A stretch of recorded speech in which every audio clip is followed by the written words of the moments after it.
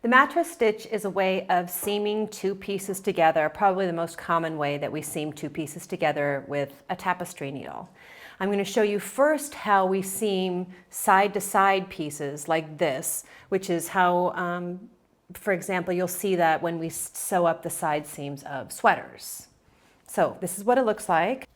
I'm going to use this contrasting color of yarn so you can follow along with what I'm doing. Normally, I would think ahead and leave really long tails so that I can seam up with yarn that happens to already be attached.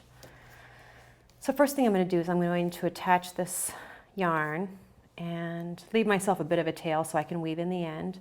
I just went through a corner here. I'm going to go back into the same hole here, and that attaches it firmly. Then I'm going to jump over to this other swatch and I'm going to roll it so that I'm looking at the very edgemost stitch there. You see that? Because that's tricky because with stockinette it wants to roll. So I'll unroll it so I can see this. And I'm going to exaggerate the space between the first column of stitches and the second. You see these ladders coming out? There is the first column of stitches, a whole stitch being one V, like this. And this here's a second column of stitches.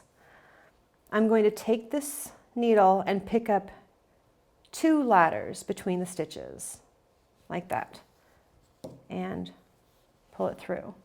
Then jump back over to the other side, and I'm going to want the same ladders on this side to seam it up. I'm going to go into the same, I came out from this corner hole right here. I'm going to go back into that same spot and pick up two ladders. Jump back over to the other side. I'm going to go into the same spot I came out of on the last stitch, pick up two ladders and pull. Jump back over here into the same spot, pick up two ladders and pull. You see a pattern? Into the same spot, two ladders and pull.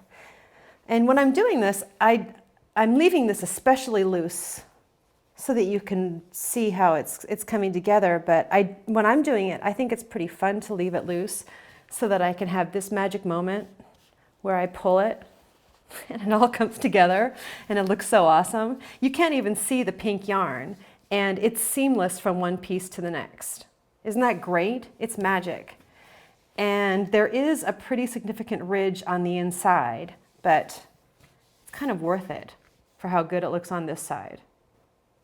Now, I'm going to break this yarn and quickly show you how we would do the same thing on a bind off or cast on edge. It's basically the same thing. You're jumping from one piece to the other, but instead of picking up the ladders between stitches like this, you'll pick up both legs of the V like this. So you'll pull through here, jump over, pick up a V on the other side, go into the same hole and pick up a V on this side, jump over to the other side, exact same thing. And when you pull it tight, all your stitches will come together just like they did here. And that's how to do the mattress stitch for seaming pieces together.